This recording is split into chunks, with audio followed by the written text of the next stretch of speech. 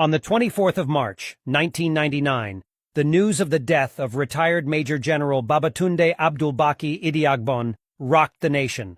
The man who was once the de facto vice president of Nigeria under the military government of Major General Muhammadu Buhari was dead. He was only 56 years old. Idiagbon died under very suspicious circumstances with many controversies surrounding his death. Many accounts of his death have been played, with many pointing accusing fingers at the government of General Abdul Salami Abubakar. Tunde Idiagbon, who was of Fulani ancestry, was born in Ilorin, Kwara State, on September 14, 1943. A trained economist, he was a man who utilized the privileges of several offices he held to promote nation-building and national development. He demonstrated absolute honesty, loyalty, and comradeship to the extent that over 2 decades after his death, no one has accused him of any form of moral or financial corruption. As Buhari's deputy, Tunde Idiagbon was a no-nonsense, never-smiling soldier and a disciplinarian. Regarded by many as the engine room, the brain box, and the star boy of Buhari's military government, he worked seamlessly with Buhari throughout and was given free hand to operate.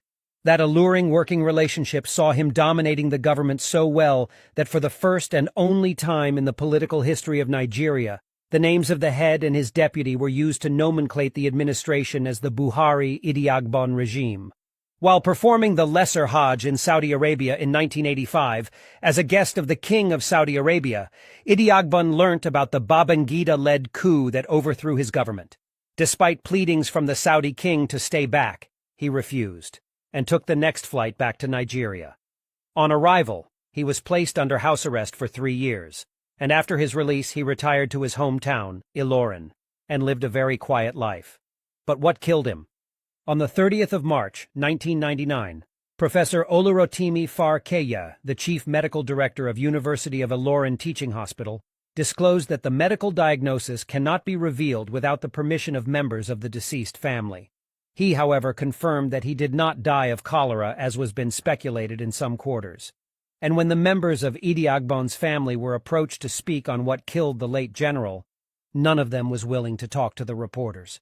But the refusal on the part of the family to talk only helped to spark even more controversies about the death of their patriarch. A week before his death, Idiagbon was in Abuja to attend a meeting of senior army officers, retired and serving, summoned by the head of state, General Abdul Salami Abubakar, on how best to hand over power to the civilians.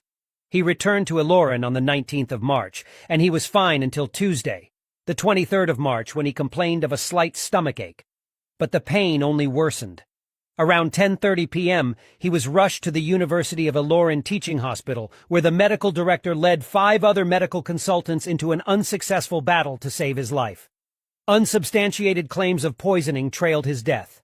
Some people believe the late general was poisoned during his last brief visit to Abuja, citing the following reasons. 1. Professor Farkeya had to seek the attention of the Kwara State military administrator before Idiagbon was admitted to the teaching hospital, the same hospital he had been using before the incident. They asked why he involved the governor in Idiagbon's private medical issue. 2. Idiagbon's medical file was reportedly removed from the hospital's records department by Farkeya. 3. The belief was that an order came from the presidency directing Farkeya to make the file vanish. 4. Prominent Nigerians, including Sunday Mbang, prelate of the Methodist Church of Nigeria, demanded an autopsy. It was never done. The professor denied all these allegations. Sadly, General Idiagbon was buried on Thursday, the 25th of March, 1999, at his residence in Ilorin. The burial was swift. He was interred at about noon. His wife was clad in black, and she wept profusely.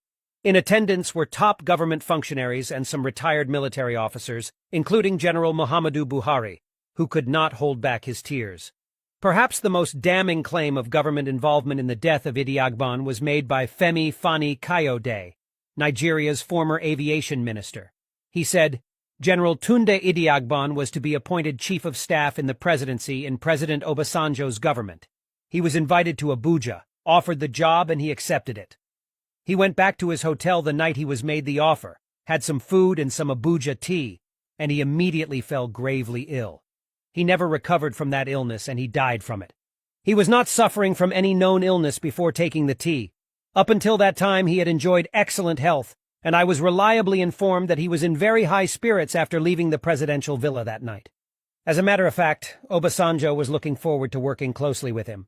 The fact that the man died in such a mysterious way is yet another inexplicable tragedy in our history.